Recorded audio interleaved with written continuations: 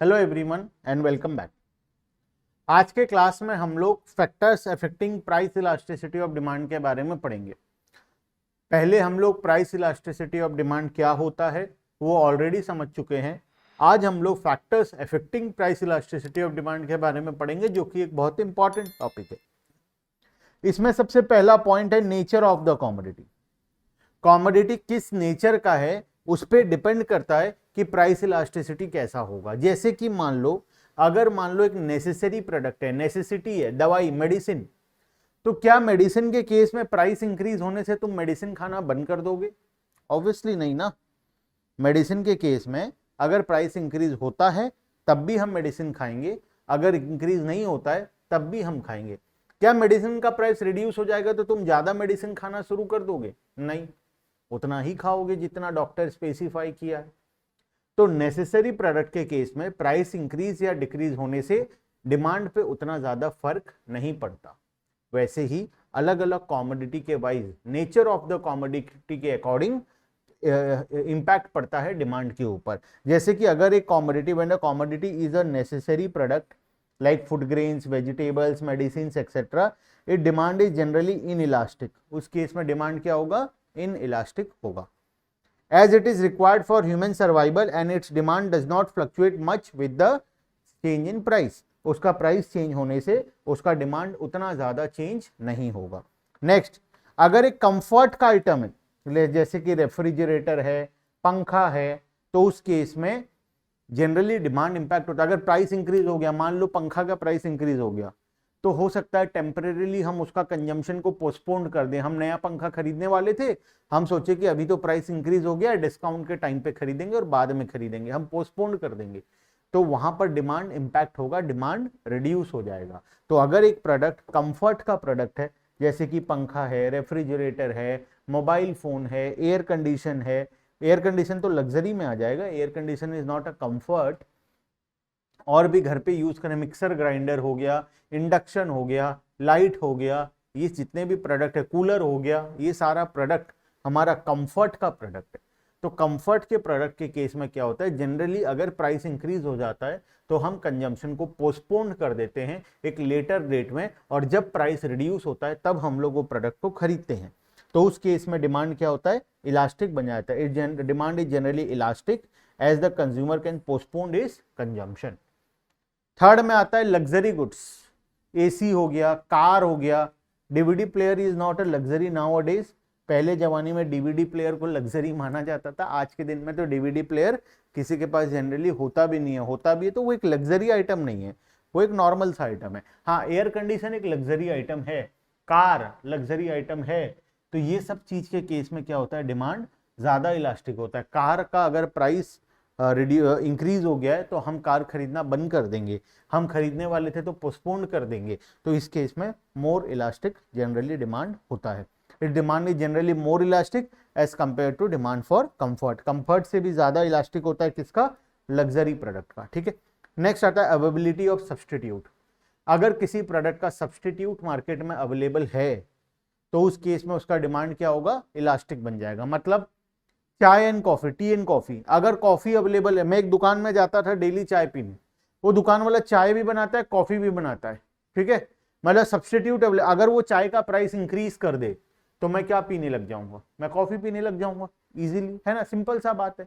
अगर वो चाय का प्राइस इंक्रीज कर देगा, उसका सब्सटीट्यूट अवेलेबल है कॉफी, मैं कॉफी पीने लग जाऊंगा। मान लो सब्सटीट्यूट अवेलेबल नहीं है, वो सिर्फ चाय ही बनाता है और आसपास दूर दूर तक कोई और चाय का दुकान नहीं है, अगर वो चाय का प्राइस इंक्रीज कर देगा तब भी मजबूरी में मुझे चाय पीना पड़ेगा, तो उसका डिमांड इंपैक्ट नहीं होगा।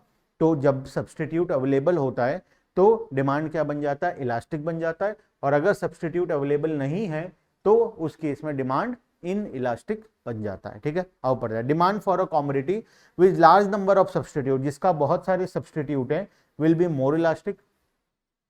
The reason is that even a small rise in its price will reduce the buyer to go for its substitute.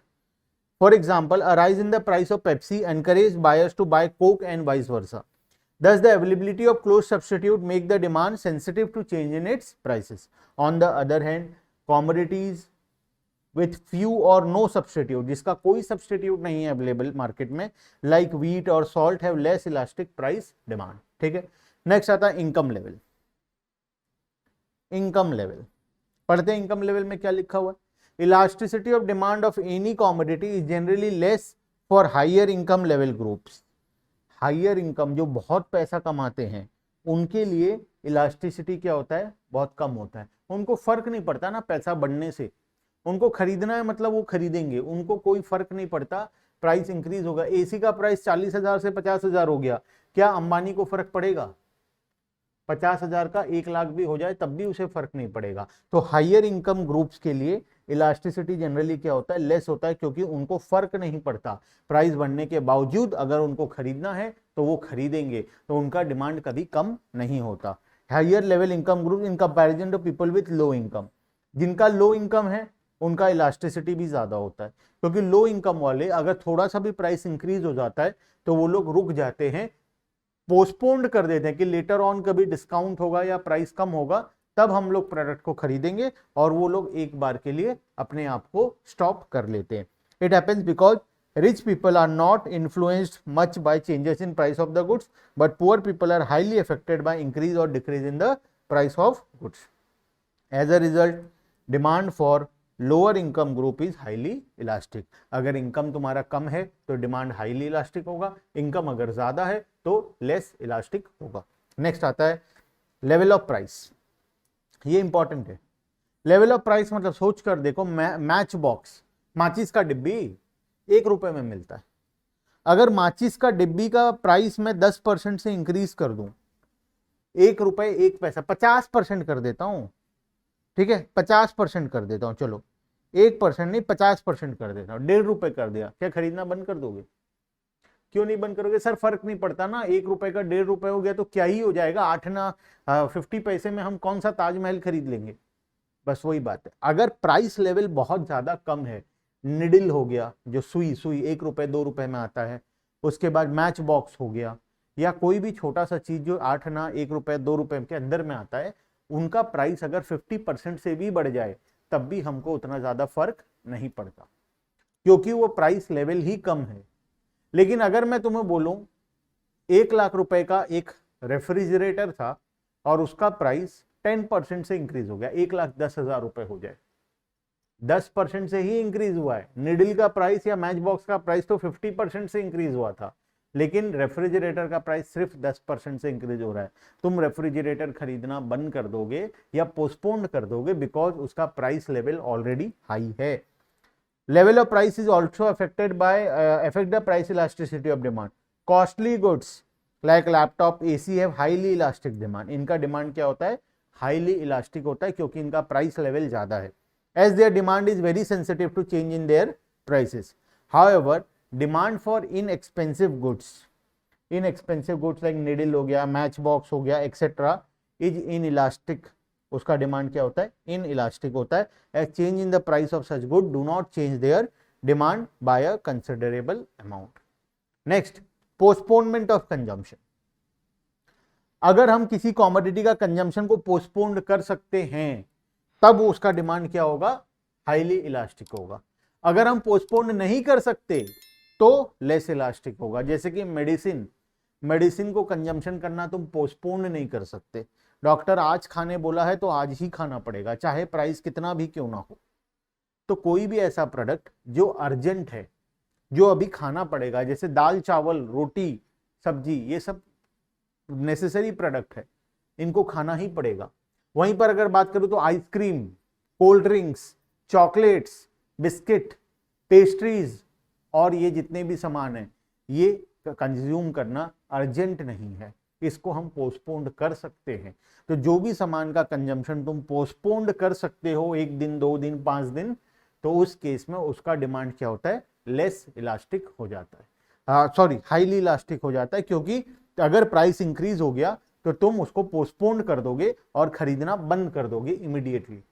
लेकिन ऐसा कोई सामान है जिसका कंजम्पशन को तुम पोस्टपोन नहीं कर सकते, तो उसका तो कोई ऑप्शन नहीं है, तब तो तुम्हें वो खरीदना ही है। तो उस केस में उसका डिमांड क्या हो जाएगा? लेस इलास्टिक हो जाएगा। अब पढ़ते हैं, commodities like biscuit, soft drinks etcetera whose demand is not so urgent have highly elastic demand as their consumption can be postponed in case of increase in their prices. However, commodities with urgent demand like life-saving drugs have elastic demand because of their immediate requirement. Point number 6, number of uses. Point number 6 है number of uses. If the commodity under consideration has several uses, बहुत सारे use में हम लेते हैं commodity को, जैसे milk है, मिल्क को हम बहुत जगह यूज करते हैं, बच्चों को पिलाने के लिए, मिठाई बनाने के लिए, आइसक्रीम जमाने के लिए, कर्ड बनाने के लिए और बहुत सारे चीजों में हम मिल्क को यूज करते हैं।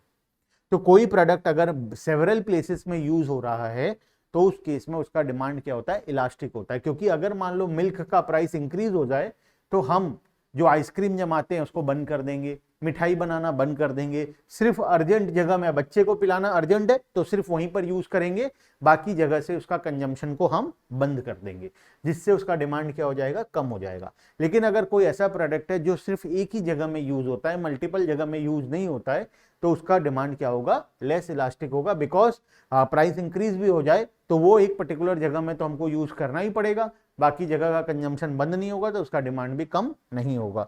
आओ पढ़ते हैं पॉइंट नंबर 6 को, नंबर ऑफ यूजेस। अगर मल्टीपल यूज है तो हाईली इलास्टिक, अगर लेस यूज है तो लेस इलास्टिक। ठीक है, if a commodity under consideration has several uses then its demand will be elastic. When price of such commodity increases, then it will generally put to only more urgent uses, and as a result its demand falls. When price falls, then it is used for satisfying even less urgent needs and demand rises. For example, electricity is a multiple use commodity. Electricity is a multiple use commodity. Fall in the price will result in substantial increase in its demand, particularly in those uses like AC, heater, heat converter, etc., where it is not employed formally due to high prices.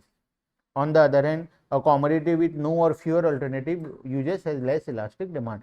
Simple सा बात है, अगर few या less alternative use है तो less elastic होगा, अगर several uses है तो highly elastic होगा। इससे ज्यादा और कुछ समझने का इसमें नहीं है। Next, share in total expenditure. चलो, शेयर इन टोटल एक्सपेंडिचर। अगर कोई प्रोडक्ट का प्रोपोर्शन ज्यादा है तुम्हारे एक्सपेंडिचर में, शेयर इन टोटल एक्सपेंडिचर पढ़ते हैं। Proportion of consumer income is spent on the particular commodity also influence the elasticity of the demand for it. Greater the proportion of income spent on the commodity, more is the elasticity of demand for it and vice versa. मैं 100,000 रुपए कमाता था, जिसमें से 800 रुपए में किसी एक पर्टिकुलर कॉमोडिटी को खरीदने में खर्च कर देता हूं। 1000 रुपए का इनकम है, 800 रुपए मतलब 80% अपने इनकम का मैं किसी एक पर्टिकुलर कॉमोडिटी में खर्च कर देता हूं, तो क्या होगा, तो उसका इलास्टिसिटी हाई होगा। और अगर मैं कोई कॉमोडिटी ऐसा है जो कि अपने इनकम का बहुत छोटा सा हिस्सा खर्च करता हूं, तो उसका इलास्टिसिटी क्या होगा, लेस होगा।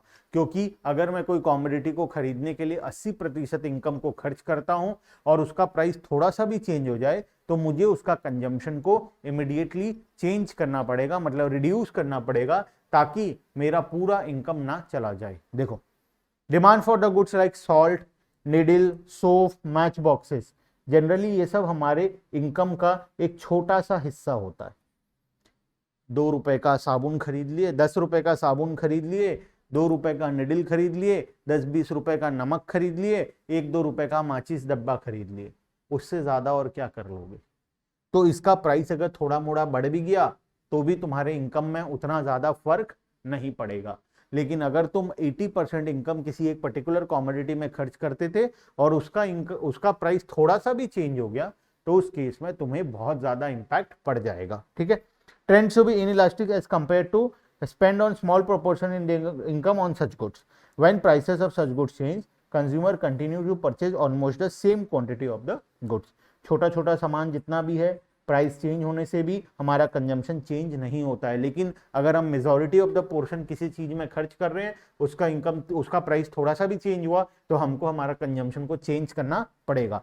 However, if proportion of income spent on the commodity is large, the demand for such commodity will be elastic. ज्यादा पैसा खर्च कर रहे हैं तो इलास्टिक होगा, कम पैसा खर्च कर रहे हैं तो इनइलास्टिक होगा, सिंपल सा बात है। Point number 8, time period. Time period का मतलब क्या होता है, अगर कंज्यूमर को ज्यादा टाइम दे दिया जाए तब वो इलास्टिक बन जाएगा, लेकिन अगर कम टाइम के अंदर उसे चेंज करना है तो वो इनइलास्टिक होगा। मैं तुम्हें बोलूं आज तुरंत, आज के आज इलेक्ट्रिसिटी का प्राइस इंक्रीज हो गया और तुम्हें इमीडिएट पेट्रोल का प्राइस इंक्रीज हो गया और तुम्हें इमीडिएट अपने घर का सारा गाड़ी बेचकर इलेक्ट्रिक व्हीकल खरीदना है, क्या कर लोगे एक दिन में? तुम बोलोगे पेट्रोल का प्राइस इंक्रीज हो गया तो हो गया, क्या कर सकते हैं, कुछ दिन चलाते हैं, महंगा पेट्रोल लेकर चला लेंगे और क्या कर सकते हैं, अगले साल चेंज कर लेंगे। क्यों अगले साल, क्यों अभी क्यों नहीं? बिकॉज अभी का टाइम पीरियड छोटा है, तुम इमीडिएटली डिसीजन लेकर चेंज नहीं कर सकते।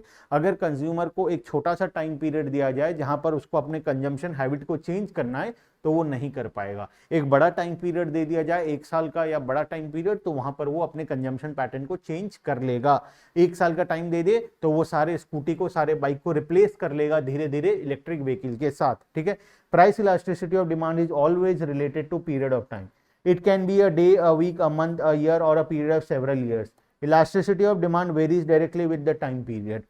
Demand is generally inelastic in the short period. छोटा सा टाइम पीरियड पे डिमांड क्या होता है, इनइलास्टिक होता है, क्योंकि कंज्यूमर अपने कंजम्पशन पैटर्न को चेंज नहीं कर पाता. It happens because consumer find it difficult to change their habit. वो अपने हैबिट को चेंज नहीं कर पाएगा in the short period. In order to respond to a change in the price को के चेंज को अपने ऊपर से हटाने के लिए, रेस्पॉन्ड करने के लिए, price of the given commodity, however demand is more elastic in long run. उसको लॉन्ग रन का टाइम चाहिए, ठीक है. As it is comparatively easier to shift to other substitute. अगर ज्यादा टाइम दे दिया जाए तो कंज्यूमर दूसरे सब्सटीट्यूट में अपने आप को शिफ्ट कर लेगा, लेकिन अगर ज्यादा टाइम नहीं मिलेगा तो वो शिफ्ट भी नहीं कर पाएगा, ठीक है. Point number 9, habit. Habit of the consumer. Habit. Commodities which have become habitual necessity of the consumer. Consumer का हैबिट बन गया है, वो डेली कंज्यूम करता है किसी प्रोडक्ट को. क्या उसके प्राइस चेंज होने से वो छोड़ देगा? सिगरेट, तंबाकू या फिर कोई और चीज, अल्कोहलिक लिकर, क्या इसका प्राइस चेंज होने से वो कंज्यूमर उसको कंज्यूम करना छोड़ देगा? नहीं छोड़ेगा, बिकॉज वो उसका हैबिट बन चुका है. उसका डिमांड इनइलास्टिक हो चुका है, क्योंकि प्राइस इंक्रीज होने के बावजूद भी वो कंजम्पशन करेगा, क्योंकि वो उसका हैबिट है. लेकिन अगर कोई एक पर्टिकुलर कमोडिटी का हमें हैबिट नहीं है तो प्राइस थोड़ा सा भी चेंज होगा तो हम कंज्यूम करना उसे बंद कर देंगे. Commodities which have become habitual necessities for the consumer have less elastic demand. It happens because such a commodity becomes a necessity for the consumer and he continues to purchase it even if its price is high. उसका price high होने के बावजूद वो उसे खरीदता रहता है. Example है alcohol, tobacco, cigarettes etcetera, some example of habit forming commodities.